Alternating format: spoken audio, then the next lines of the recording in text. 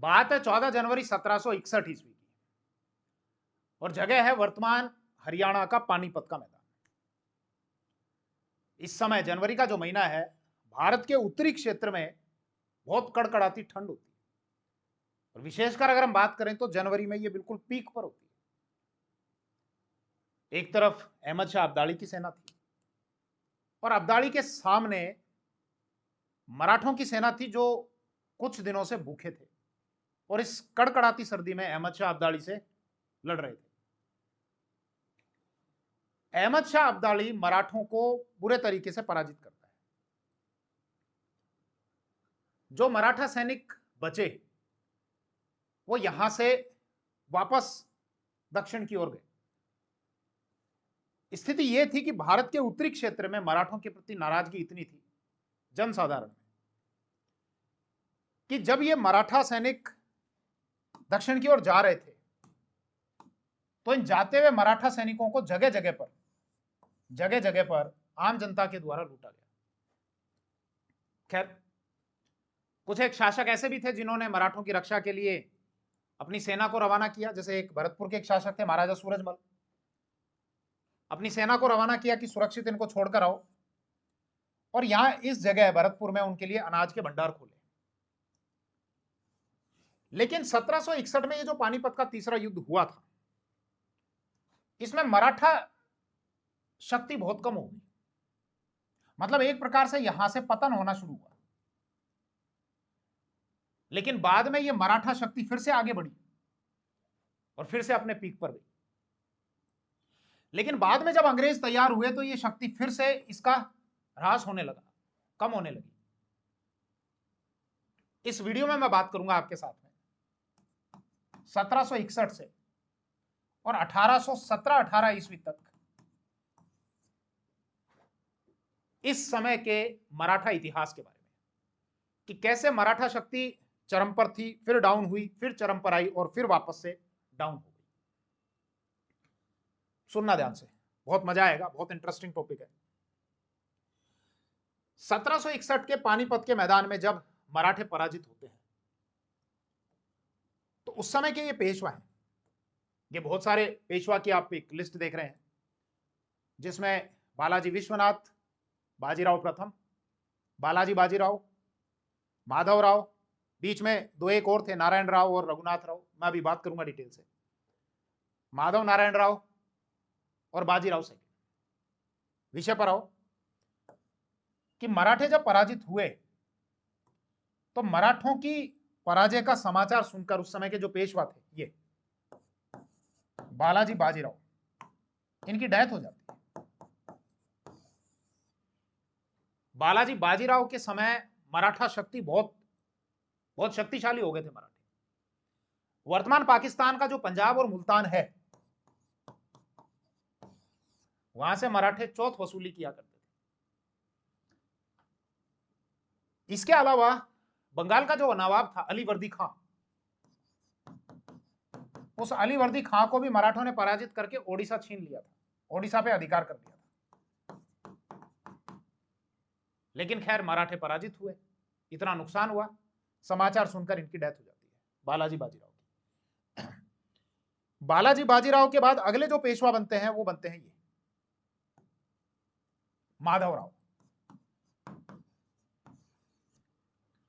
अब ये दुर्भाग्य रहा कि ये जो युवा पेशवा है, ये जो युवा पेशवा योग्य पेशवा है, जो बहुत कम समय के लिए रहा, 1761 से और 72 ईस्वी तक, कम समय में इस युवा पेशवा की डेथ हो जाती है। एक अंग्रेज व्यक्ति हुए ग्रांड डफ। ग्रांड डफ के द्वारा यह कहा गया है कि मराठों को इतना नुकसान पानीपत के तीसरे युद्ध में नहीं हुआ जितना नुकसान इस युवा पेशवा की मृत्यु के कारण हो गया। क्यों हुआ नुकसान, मैं अभी आपको बताऊंगा।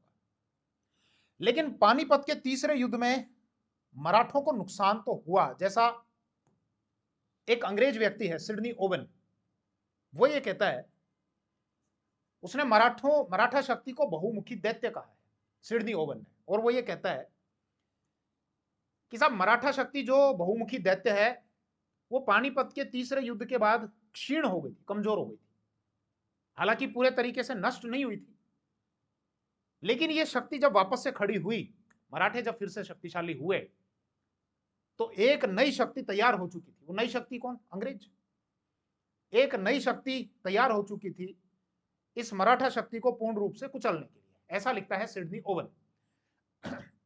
और ग्रांडफ क्या कहता है कि मराठों को इतना नुकसान पानीपत के तीसरे युद्ध में नहीं हुआ जितना इस युवा पेशवा की मृत्यु के बाद हो गया था। तो ऐसा क्या किया इस युवा पेशवा ने? ध्यान देना। अब जब मराठे पराजित हुए तीसरे युद्ध में, पानीपत के तीसरे युद्ध में, तो बहुत सारे शासक ऐसे थे जिन्होंने अपने आप को स्वतंत्र भी घोषित कर दिया, जो मराठों के अधीन थे। क्या बहुत सारे ऐसे शासक जो चौथ या सरदेश मुखी देते थे, उन्होंने भी देने से मना कर दिया।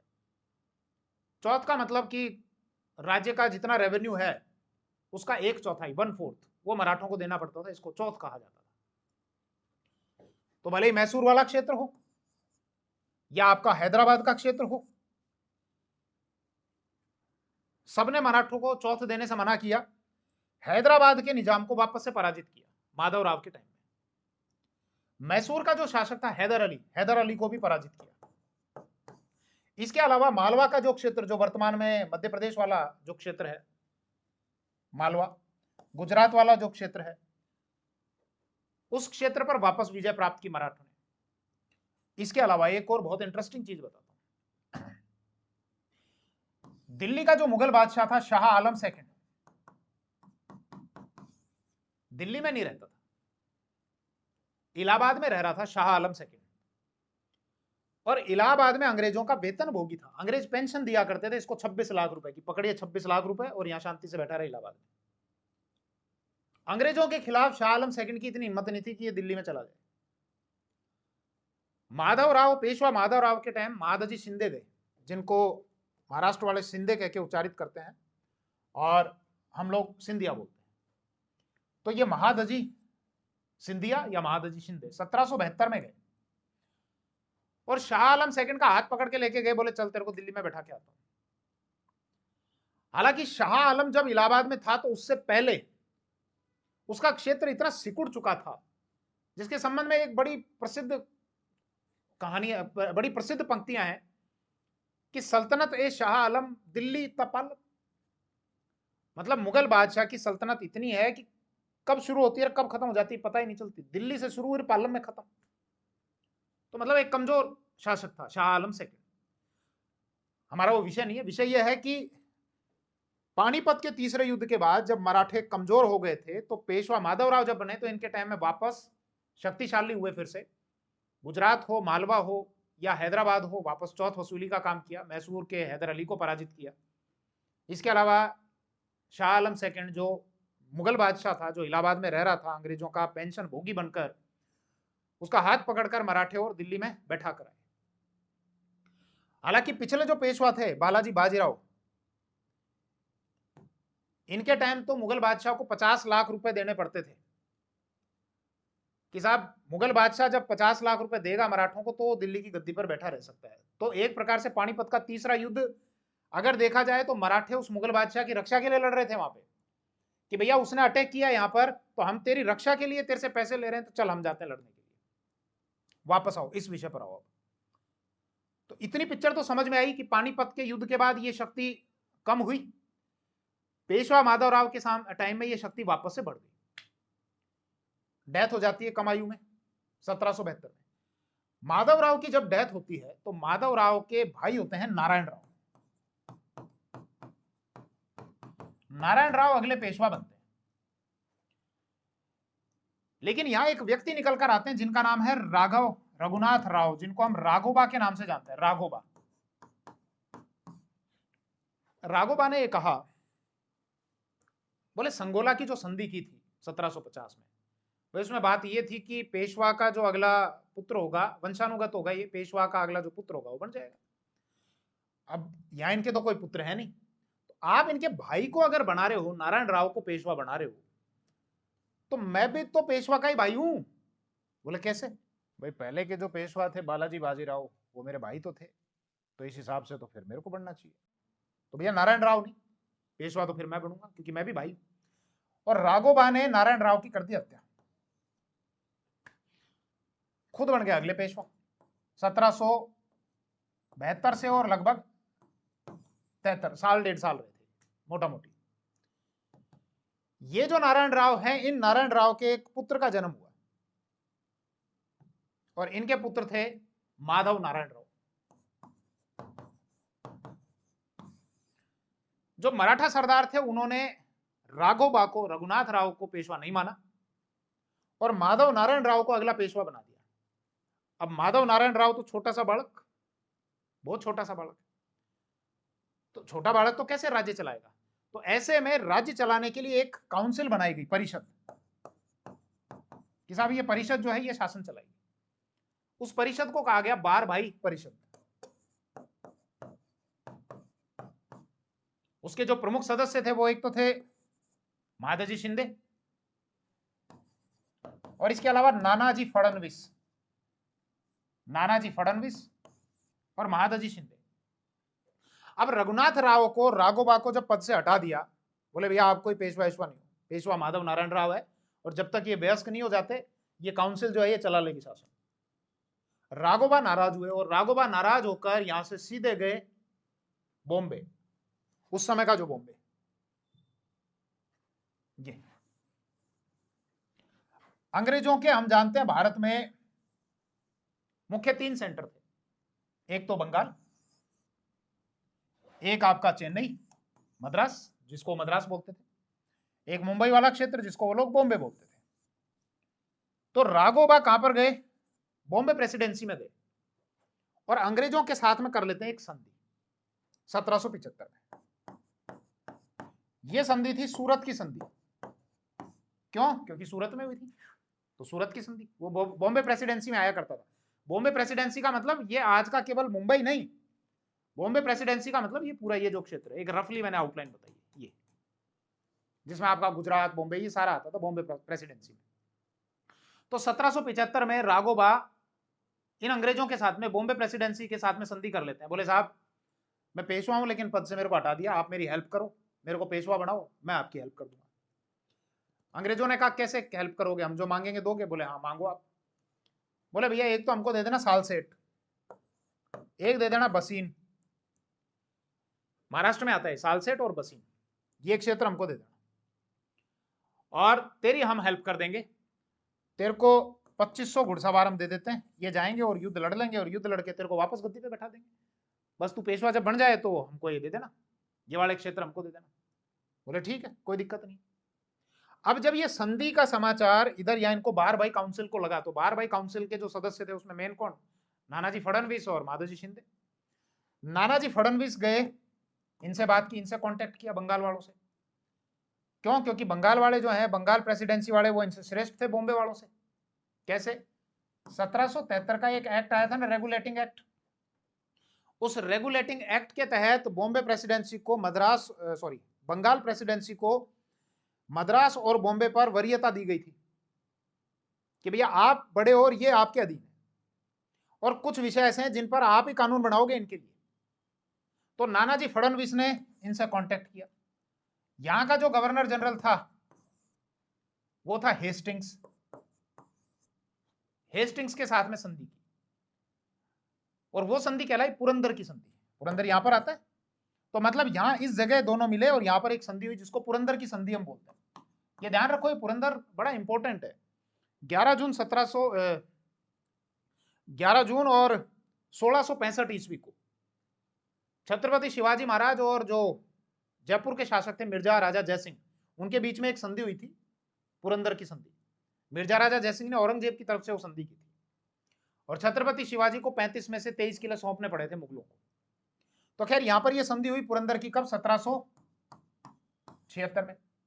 तो राघोबा ने तो इधर संधि कर ली 1775 में, सूरत की संधि, और नानाजी फडणवीस ने यहां पर पेशवा की तरफ से हेस्टिंग्स के साथ में बंगाल प्रेसिडेंसी के साथ में ये दूसरी संधि कर ली, पुरंदर की संधि। तो ये बंगाल वाले तो पेशवा वाले पक्ष का साथ दे रहे हैं, मतलब माधव नारायण राव का, और ये जो बॉम्बे वाले हैं ये बॉम्बे वाले राघोबा का साथ दे रहे हैं। तो एक प्रकार से ये दोनों एक दूसरे के अगेंस्ट हो गए, बंगाल और बॉम्बे वाले। बंगाल वालों ने कहा कि देखो साहब रेगुलेटिंग एक्ट आ चुका है, उसमें हम श्रेष्ठ है, हमको श्रेष्ठ बताया तुम्हारे ऊपर, तो ये तुम्हारी वाली संधि वंदी सब कैंसिल करो, ये अपनी वाली ये मानो। इन्होंने कहा बोले ये कोई कैंसिल नहीं होगी, जो तुम कानून वानून बनाते हो वो सारे विषयों पर नहीं बना सकते, ये इसमें कोई कैंसिल नहीं होगी, तो लड़ लो। अब इनकी आपस में लड़ाई हुई, किनकी? पेशवा वाले पक्ष की और इधर ये बॉम्बे वाले मद्रास जो आपके अंग्रेज थे उनके बीच में। इसमें इन मराठों ने बॉम्बे वाले अंग्रेजों को खूब धोया, अच्छे तरीके से ढंग से पराजित किया, और बॉम्बे वाले अंग्रेजों को एक संधि करनी पड़ी 1779 में, जिसको बड़गांव की संधि कहा गया। 1779 में कौन सी संधि? बड़गांव की। और यह संधि इतिहास में अंग्रेजों के लिए अपमानजनक संधि कही जाती है। अपमानजनक क्यों? क्योंकि इनके फेवर में नहीं रही होगी, इसलिए अपमानजनक संधि। लेकिन ये भी अंग्रेज, ये भी अंग्रेज। अब इधर वाले जब अंग्रेज पिटेंगे तो ये राजी तो नहीं होंगे, ये भी देखेंगे, बोले यार अपने ही भाई पिट रहे हैं, ये भी इन्वॉल्व हो गए। और फाइनली एक संधि करनी पड़ी 1782 ईस्वी, और उस संधि के तहत इस युद्ध को समाप्त कर दिया गया। मतलब ये जो अंग्रेजों और मराठों के बीच में युद्ध चल रहा था, इसी को हम बोलते हैं पहला आंग्ल Maratha, first Anglo Maratha war, जो 1775 से 1782 ईस्वी तक चला था। कब से कब तक? 1775 से और 1782। 1775 में आपकी सूरत की संधि होती है, 1776 में पुरंदर की संधि होती है, 1779 ईस्वी में बड़गांव की संधि होती है, जो अंग्रेजों के लिए अपमानजनक संधि थी, और फिर 1782 में फाइनली इसको समाप्त कर दिया गया सालबाई की संधि के द्वारा। कौन सी संधि? सालबाई। कि चलो ठीक है यार, बंद करो इसको, रहने दो, लड़ाई वड़ाई मत करो, खत्म करो, सारा मैटर सॉल्व करो। इस पहले युद्ध में मराठा पक्ष ताकतवर रहा, अंग्रेजी पक्ष कमजोर रहा। हेस्टिंग्स खुद ये कहता है, जो गवर्नर जनरल था, बोले ये इमरजेंसी टाइम चल रहा है हमारे लिए, और इस इमरजेंसी टाइम में ये एक प्रकार से सम्मानजनक संधि है, हमारे लिए सम्मानजनक संधि है, ये इतनी चीज। अब जब ये कुल मिलाकर मराठे जब मजबूत रहे, तो राघोबा की तो नहीं चलेगी इसमें फिर। तो फिर क्या हुआ? राघोबा जब उनके पास में गए थे, राघोबा को पेशवाई मिली क्या? नहीं मिली पेशवाई। राघोबा को ये कहा गया कि ये बॉम्बे वाले बोले कि चलो ठीक है, एक काम करो, राघोबा को पेशवा नहीं मानेंगे, आप इनको पेंशन दे देना, और हम भी तो लड़े, हमको भी तो कुछ मिलना चाहिए। बोले क्या चाहिए? बोले 2 जगह दे दो साहब। पहले तो 3 मांगी थी इन्होंने, सालसेट, बसीन, और एक और मांगी थी ठाणे, जिसको थाने या ठाणे बोलते हैं। लेकिन उन्होंने कहा चलो 3 चीज मत दो, 2 तो दे दो। कौन सी? एक तो सालसेट दे दो और एक एलिफेंटा दे दो, 2 जगह हमको दे दो। तो ये जो फाइनल संधि हो गई, जो ये समापन हुआ अंग्रेजों और मराठों के बीच में पहले युद्ध का, राघोबा को खुश कर दिया, तू पेंशन ले ले। जो माधव नारायण राव थे उनको पेशवा मान लिया गया, नहीं पेशवा आप ही रहोगे। और अंग्रेजों को भी खुश कर दिया गया, चलो आपको सालसेट और एलिफेंटा जो है ये आपको दिए जाते हैं। इतनी बात क्लियर। अब यहां पर आओ, अब फिर से मराठों के लिए एक फिर गड़बड़ वाला टाइम आया। क्या? एक साथ मराठों में जो योग्य नेतृत्व था, योग्य प्रतिनिधित्व था, वो एक साथ समाप्त हुआ। योग्य नेतृत्व मतलब महादजी शिंदे और नानाजी फडणवीस। हालांकि ये जो पेशवा है ये 1795 में सुसाइड कर लेते हैं, आत्महत्या। 1795 ईस्वी में ही महादजी शिंदे की भी डेथ हो जाती है, और 1800 ईस्वी में नानाजी फडणवीस की डेथ हो जाती है। तो एक साथ जो योग्य प्रतिनिधित्व था, नानाजी फडणवीस और महादजी शिंदे, इनकी डेथ हो जाती है।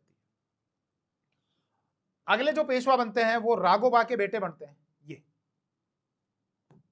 कौन? बाजीराव सेकंड। एक बाजीराव पहले हुए थे 1720 से और 40 तक, ये बाजीराव सेकंड, बाजीराव सेकंड, जो 1800 में बढ़ते हैं, सॉरी 1795,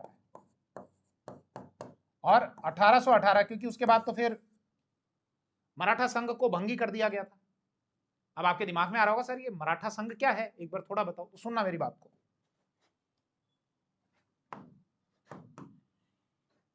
एक छत्रपति यानी राजा, पेशवा हो गए इनके प्रधानमंत्री के तौर पर, लेकिन पेशवा के पास में पावर हुआ करती थी, क्योंकि एक संधि हुई थी, संगोला की संधि। बालाजी बाजीराव, ये वाले, ये बालाजी बाजीराव, इनके साथ में, और जो छत्रपति थे राजाराम सेकंड, 1750 में एक संधि हुई थी, 1750 में। कौन सी संधि? संगोला की। किसके बीच में?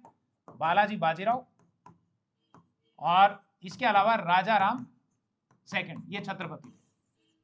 और छत्रपति के पावर जितनी भी थी वो सब पेशवा के पास में आ गई थी।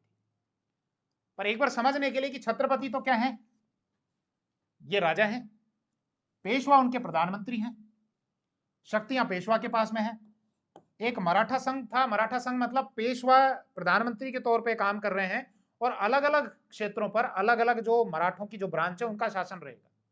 जैसे इंदौर, इंदौर में होलकर, इसके अलावा बड़ौदा, बड़ौदा में गायकवाड़, इसके अलावा ग्वालियर, ग्वालियर में सिंधिया, और इसके अलावा नागपुर, नागपुर में भोसले। तो ये मराठा संघ था पेशवा, और फिर ये इंदौर में होलकर थे, बड़ौदा में गायकवाड़ थे, नागपुर में भोसले थे और ग्वालियर में सिंधिया थे। इस प्रकार से ये शासन चलता था। तो अब यहां पर वापस आओ, हमारा विषय चल रहा था कि ये जो बाजीराव सेकंड हैं, ये मराठा संघ के ये अगले पेशवा रहे 1795 से और 1818 ईस्वी तक। 1818 में अंग्रेजों के द्वारा इस मराठा संघ को भंग कर दिया गया था, तो 1818 ईस्वी तक। अब इनके टाइम क्या हुआ, अंग्रेजों और मराठों के बीच में ये दूसरा युद्ध चालू हुआ जिसको हम दूसरा आंग्ल मराठा युद्ध बोलते हैं। एंग्लो मराठा वॉर 3 हुए, 3 युद्ध हुए अंग्रेजों और मराठों के बीच में। एक तो हुआ आपका 1775 से और 82 जिसके बारे में हम बात कर चुके। दूसरा वाला 1803 से और 1806, और तीसरा फाइनली 1817-18 में जिसमें मराठा संघ को खत्म ही कर दिया गया अंग्रेजों के द्वारा। ये जो दूसरा युद्ध हुआ 1803 और 6, तो इस समय पेशवा कौन है? बाजीराव सेकंड। अब ऐसा क्या हो गया, अब युद्ध क्यों हो रहा है? इस समय क्या हुआ बाजीराव सेकंड के टाइम में,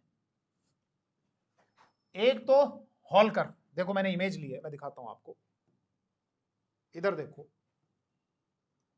ये इधर आओ, 3 इमेज दिख रही है आपको। मैं क्या बात कर रहा हूं, 1803 से और 6 के बीच में जो अंग्रेजों और मराठों के बीच में जो दूसरा युद्ध लड़ा गया जिसको हम सेकंड एंग्लो मराठा वॉर या दूसरा आंग्ल मराठा युद्ध बोलते हैं, वो क्यों हुआ? ये बाजीराव सेकंड है। पेशवा कहां पर बैठता था? पेशवा पुणे में बैठता था। ये जसवंतराव होलकर है, जिनको कई जगह यशवंतराव होलकर भी लिखा हुआ है। होलकर कहां बैठते हैं? इंदौर में। और ये दौलतराव सिंधिया है, सिंधिया कहां बैठते हैं? ग्वालियर में।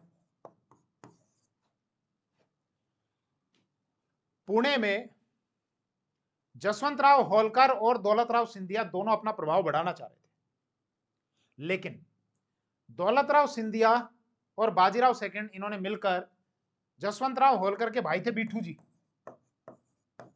बिठू जी की हत्या कर दी। तो होलकर ने अटैक कर दिया पुणे पर, बाजीराव सेकंड को गद्दी से हटा दिया और विनायक राव को अगला पेशवा बना दिया। कुछ जगह अमृत राव भी लिखा हुआ है, कुछ जगह विनायक राव लिखा हुआ है। खैर मोटी मोटी कहानी है, वहां कोई नहीं पूछेगा कौन बनाया, क्योंकि उनके बारे में कोई विशेष उपलब्धि नहीं है। जसवंतराव होलकर ने पुणे पर अटैक किया, अपने भाई की हत्या का बदला लिया और बाजीराव सेकंड को गद्दी से हटा दिया। बाजीराव सेकंड इस समय गए अंग्रेजों के पास में, और अंग्रेजों के पास जाके एक संधि कर ली इन्होंने 1802 में, बसीन की संधि। ये जो एरिया है ना, सालसेट बसीन, महाराष्ट्र में आते हैं। और जो एक पेशवा हुए थे पहले, बाजीराव प्रथम, उन्होंने सालसेट और बसीन के क्षेत्र पुर्तगालियों को पराजित करके फिर जीते थे। तो वहां पर जाकर और ये संधि कर लेते हैं अंग्रेजों के साथ, बाजीराव सेकंड। तो संधि का मतलब इनको भी बेनिफिट होना चाहिए, अंग्रेजों को भी बेनिफिट होना चाहिए। तो संधि की शर्तें क्या थी? इन्होंने कहा अंग्रेजों को कि बोलो अंग्रेजों तुम साथ दो, तुमको क्या चाहिए? अंग्रेजों ने कहा एक तो हमको तुम्हारा जो सूरत का बंदरगाह है ना वो दे दो। बोले ठीक है, ये ले लो। और बोले 26 लाख रुपए का रेवेन्यू का कोई जो एरिया है वो हमको दे देना। बोले ठीक है। बाजीराव ने कहा मेरी हेल्प तो करो। बोले तुम्हारी हेल्प करेंगे, हम एक अपनी जो अंग्रेज सेना है वो अंग्रेज सेना पुणे में छोड़ देंगे, वो सेना वहां पर रहेगी और हमारा एक व्यक्ति भी तुम्हारे पास में छोड़ देंगे, जो व्यक्ति वहीं पर उसका रेजिडेंस होगा पुणे में, जिसको कहा गया रेजिडेंट। रेजिडेंट मतलब आपकी सुरक्षा और जो विदेश मामले हैं, अब आप उनको नहीं देखोगे, हम उनको देखेंगे। मतलब सुरक्षा और विदेश मामले क्या, कैसे, समझ में नहीं आई बात, सुनना। ये मराठा टेरिटरी है, ये कोई दूसरा राज्य है, ये कोई तीसरा राज्य है। यहां अंग्रेजों ने अपनी फौज छोड़ दी, सेना छोड़ दी। एक अपना रेजिडेंस यहां पर, जो मतलब जिसका रेजिडेंस वहां पर है, एक रेजिडेंट बैठा दिया यहां पे, उनका अधिकारी, अंग्रेजों का एक प्रतिनिधि यहां बैठेगा। अंग्रेजों ने कहा कि दूसरा कोई अटैक करेगा तो अब हम देखेंगे, आप किसी से बात नहीं करोगे, इस दूसरे राज्य से क्या बात करनी है, अब आप सीधे बात नहीं करोगे, हम करेंगे। या ये दूसरा आपके साथ में बात करेगा तो डायरेक्ट आपसे नहीं करेगा, वो हमसे, हमारे थ्रू आपसे बात करेगा। ये राज्य हो और ये राज्य हो, तो इसका मतलब अगर होलकर होंगे इंदौर वाले तो वो भी बोले हाँ बिल्कुल वो भी, ग्वालियर के अगर सिंधिया होंगे तो वो भी बिल्कुल वो भी, अच्छा ये नागपुर वाले अगर भोसले होंगे तो वो भी बिल्कुल भोसले भी, अच्छा ये गायकवाड़ अगर होंगे बड़ौदा वाले तो वो भी बोले भाई विदेशी मामले अब आपके आप नहीं देखोगे, अब आपकी सुरक्षा और विदेशी मामले हम देखेंगे। मतलब सीधा सा मतलब ये है कि अब अंग्रेजों का इंटरफेयर रहेगा। ठीक है साहब, दिलाओ पेशवाई तो दिलाओ, करो अटैक करो। अटैक हुआ, बाजीराव सेकंड को वापस से पेशवाई मिल गई। अब पेशवाई जब वापस मिली तो मान लो भोसले को इनसे मिलना है, या सिंधिया को इनसे मिलना है, या होलकर को इनसे मिलना है। ये रेजिडेंट बीच में बैठा है, बोले कहां जाना है, बोले मिलने जाना है पेशवा जी से, हमसे बात करो, क्या बात करनी है। यहां पुणे में इस रेजिडेंट की नियुक्ति से मराठा संघ के ये जो लोग थे नाराज थे, तो इसीलिए होलकर ने, भोसले ने, सिंधिया ने, इन्होंने अंग्रेजों के विरुद्ध युद्ध की घोषणा कर दी, बोले लड़ेंगे। बोले क्या नाटक कर रखा है। ठीक है, तो ये 1803 से 6 के बीच में इसी कारण ये दूसरा युद्ध हुआ, क्योंकि ये लोग नाराज थे यहाँ पुणे में रेजिडेंट की नियुक्ति से, अंग्रेजी सेना की नियुक्ति से, और 1803 से 6 के बीच में दूसरा युद्ध हुआ जिसको हम सेकंड एंग्लो मराठा वॉर बोलते हैं। अब ये दूसरा जब युद्ध हुआ तो इस युद्ध में अंग्रेजों ने तीनों को अलग अलग हराया। होलकर को हराया, भोसले को भी हराया, और सिंधिया को भी हराया। होलकर के साथ में तो राजपुर घाट की संधि की, अलग अलग पराजित करके। इसके अलावा भोसले के साथ में देवपुर गांव की संधि की, और सिंधिया के साथ में एक संधि की सुरजी अर्जुन गांव की संधि। मतलब तीनों को अलग अलग पराजित करके फिर कमजोर कर दिया अंग्रेजों ने। अब इसमें कई जगह ये है कि साहब यहाँ होलकर के साथ में जो संधि की शर्तें थी उसमें कुछ ऐसा ज्यादा अपमानजनक नहीं था, बल्कि इसमें इनका ही एडवांटेज था। खैर जो भी था, ये दूसरा एंग्लो मराठा वॉर हो गया। अब क्या हुआ, तीसरी फिर समस्या पैदा हुई बाजीराव सेकंड के टाइम में ही। ये बाजीराव सेकंड के टाइम फिर एक तीसरा युद्ध होता है जिसको हम तीसरा आंग्ल मराठा युद्ध बोलते हैं इनके टाइम में। अब क्या दिक्कत आ गई, अब बात आती है 1817-18 की। पिंडारी जो थे ना, उनकी समस्या को लेकर अब ये तीसरा एंग्लो मराठा वॉर शुरू हुआ। दरअसल पहले मराठे कहीं अटैक करने के लिए जाते थे तो पिंडारी उनके साथ जाते थे। पिंडारी पहले अटैक करते थे, सामने वाले को कमजोर कर दिया करते थे। अब पिंडारी हो गए बेरोजगार, क्योंकि मराठों के साथ में अब अंग्रेजों ने संधियां कर ली अलग अलग इस प्रकार से, तो पिंडारियों को छोड़ दिया गया, भैया तुम्हारा तुम खुद देखो। पिंडारियों ने कहा, बोले साहब ऐसे तो चलेगा ही नहीं, हमारी तो रोजी रोटी छिन गई। तो पिंडारियों का पक्ष लेने के कारण अब ये तीसरा फिर से युद्ध हुआ, और इस तीसरे युद्ध में अंग्रेजों ने देखा भाई बार बार मराठे खड़े कैसे हो जाते हैं। बोले साहब ये जो पेशवा हैं और पेशवाई के तहत ये पूरा मराठा संघ है, जब तक ये मराठा संघ रहेगा तब तक ये इस प्रकार से लड़ते रहेंगे। बोले मराठा संघ को ही भंग कर दो। मराठा संघ को कर दिया भंग, और बाजीराव पेशवा को, बाजीराव सेकंड को यहां से पुणे से भेज दिया बिठूर। देखना अब मराठा मतलब अंग्रेज कैसे क्या दिमाग लगाते हैं। पेशवा कहां बैठ रहे हैं, पेशवा तो पुणे में बैठ रहे हैं। बोले साहब यहां से हटाओ, पेशवा को यहां से हटा कर यहां भेजो बिठूर। बिठूर कहां आता है, कानपुर के पास में, कानपुर, ये लो वहां भेजो। तो साहब जनता नाराज होगी, बोले नहीं होगी। अंग्रेजों ने कहा, बोले साहब पेशवाओं से पहले किनका शासन था, बोले छत्रपति का। तो बोले पेशवा को तो हटा दिया, अब एक काम करो छत्रपति को वापस दे दो। तो कोई वंशज हैं छत्रपति शिवाजी महाराज के? बोले हाँ साहब ये प्रताप सिंह है। तो बोले ठीक है, इनको प्रताप सिंह को छत्रपति बनाया जाता है। इस मराठा संघ को ही भंग कर दिया गया। तो ये 3 एंग्लो मराठा वॉर थे। कैसे मराठे जो हैं पानीपत के तीसरे युद्ध के बाद उनकी शक्ति कम हुई, लेकिन फिर से वर्चस्व हुआ। और फिर बाद में अंग्रेज लोग क्या सभ्यता में हमसे बहुत आगे हैं। केवल बात हथियारों की नहीं है, उनकी जो सिविलाइजेशन है वो सिविलाइजेशन हमसे बहुत आगे रही, इसलिए वो लोग दिमाग से लड़ा करते थे। आप ये देखो ना, किसी राजा के साथ में वो संधि कर रहे हैं, कई अलग अलग राज्य हैं, कितना दिमाग वो लोग लगाया करते थे कि कई अलग अलग राज्य ले लिए, ये एक राज्य हो गया, ये एक राज्य हो गया, ये एक राज्य हो गया, ये एक राज्य हो गया, ये एक राज्य हो गया, ये एक राज्य हो गया। यहाँ के राजा से संधि कर ली कि भैया तेरे ऊपर कोई भी अटैक करेगा इनमें से हम रक्षा करेंगे, तू तो एक काम करिए हमारी फौज तेरे यहाँ पर है और इस फौज का खर्चा पानी उठा ले, और हम तेरी रक्षा करेंगे तो इसके बदले में हमको टैक्स दे दे। छोटी रियासत है तो टैक्स दे दे, बड़ी रियासत है तो एक काम कर तेरा ये बड़ा हिस्सा दे दे, यहाँ से जितना रेवेन्यू आएगा वो रेवेन्यू हम ले लेंगे। फौज भी किसकी? फौज में अंग्रेज कम है, यहाँ के लोकल लोग ही हैं, यहीं के लोग हैं, अंग्रेजों के लिए काम कर रहे हैं, यहीं का राजा उनको पाल रहा है और बदले में उनको अंग्रेजों को टैक्स भी दे रहा है। युद्ध होंगे नहीं, यहाँ भी अंग्रेजों की फौज, यहाँ भी अंग्रेजों की फौज, यहाँ भी अंग्रेजों, सब जगह अंग्रेजों की फौज। अब जब सब जगह ही अंग्रेजों का आपस में लड़ना है तो अंग्रेज आपस में थोड़ी लड़ेंगे। तो यहाँ के राजाओं के खर्चे पर अंग्रेजों ने अपनी फौज भी पाड़ ली, और दूसरा इन रियासतों से एरिया भी ले लिए कि यहाँ ये एरिया दे दो, इससे हम रेवेन्यू हम कलेक्शन करेंगे। तो अंग्रेजों का जो सामरिक जो क्षेत्र है वो क्षेत्र भी बढ़ता चला गया। फिर अंग्रेजों ने कहा कि आपके यहाँ पर हम एक रेजिडेंट की नियुक्ति करेंगे जो आपके यहीं पर रहेगा, और एक रियासत दूसरी रियासत से जब बात करेगी तो वो रेजिडेंट ही बात करेगा, आप सीधे बात नहीं करोगे, आप तो केवल रियासत के जो आंतरिक मामले ना उनको देख लेना, उसमें हम इंटरफेयर नहीं करेंगे। लेकिन अंग्रेज अपनी बात पे रुके भी नहीं, विदेशी मामले तो देखते ही देखते, रियासत के जो आंतरिक मामले थे उसमें भी ये रेजिडेंट इंटरफेयर करने लग गया। मतलब राजा के पैरेलल ही खुद की सरकार चलाता था, राजा कमजोर हो गया, रेजिडेंट मजबूत हो गया, सत्ता के दो केंद्र हो गए रियासत में। तो अंग्रेज क्या बड़े दिमाग से खेला करते थे। चलिए मैं जल्दी ही भारद्वाज क्लासेस की एप्लीकेशन पर इंडियन हिस्ट्री के बैचेस शुरू करने वाला हूं। राजस्थान हिस्ट्री मैंने कंप्लीट कर दी है, और राजस्थान हिस्ट्री का पूरा बैच आप भारद्वाज क्लासेस की एप्लीकेशन पर ज्वाइन कर सकते हो। उसका लिंक इस वीडियो की डिस्क्रिप्शन में देख लेना या प्ले स्टोर से आप डाउनलोड कर लेना। राजस्थान हिस्ट्री के सारे टॉपिक वहां पर अवेलेबल है। आपके कॉम्पिटिटिव एग्जाम्स के अकॉर्डिंग जो भी आपका सिलेबस है, आप सेलेक्टेड टॉपिक देख सकते हो। मैंने तो सारे A to Z सारे टॉपिक करा दिए। अब जो टॉपिक आपके काम के हैं सिलेबस के अकॉर्डिंग वो आप वहां से देख सकते हो। थैंक यू, जय हिंद।